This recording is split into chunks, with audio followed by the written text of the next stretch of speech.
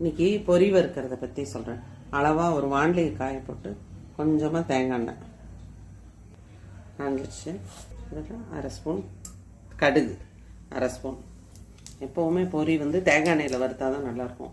இது ரொம்ப சிம்பிள் தான், டக்குன்னு பண்ணிடலாம். கடுகு வெடித்தோடனே இவ்வளோ சீரகம், அதுவும் நல்லா பொரியணும். நம்மளுக்கு வேணுங்கிற மாதிரி வரமிளகா 2-3 கிள்ளி, நான் 3 மிளகா கிள்ளி போட்டேன். பூண்டு ஒரு 5-6 பல் இப்படி நசுக்கிக்கணும். அவ்வளோட நசுக்கிட்டு இதை நல்லா அப்படியே வறுத்துக்கணும். பூண்டு ஈரம் இல்லாமல் நல்லா அது ட்ரை ஆகணும். கொஞ்சம் செவக்கட்டும், அது மட்டும். இது ரொம்ப ரொம்ப சிம்பிள், டக்குன்னு பண்ணிடலாம். ஃப்ரெஷ் பொரியாக இருந்தால் நல்ல டேஸ்ட் சூப்பராகவே இருக்கும். ஃப்ரெஷ்ஷாக கருவேப்பிலை அலம்பி முடிஞ்ச அளவு பூண்டை நல்லா வறுத்துக்கணும். ஏன்னா இல்லாட்டா அப்புறம் ஸ்டோர் பண்ணி வைக்கும்போது நமுத்த மாதிரி ஆகிடும். கொஞ்சமாக மஞ்சப்பொடி,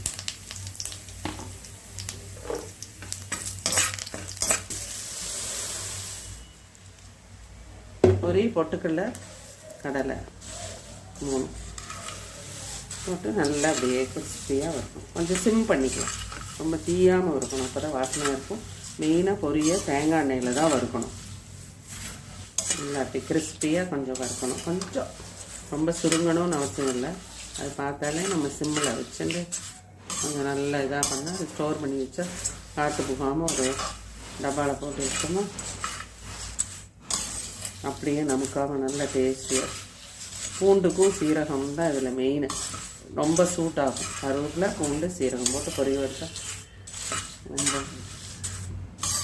சாப்பிட்றதுக்கு ஈவினிங் ஸ்நாக்ஸ். ரொம்ப ஆயிலும் இல்லை, சூப்பராக இருக்கும். ஒரு 5 நிமிஷம், 2 நிமிஷம் 5 நிமிஷம் வைக்கலாம். வாண்டிலேயே கொஞ்சம் இருந்தால் நமுக்காமல் இருக்கும்.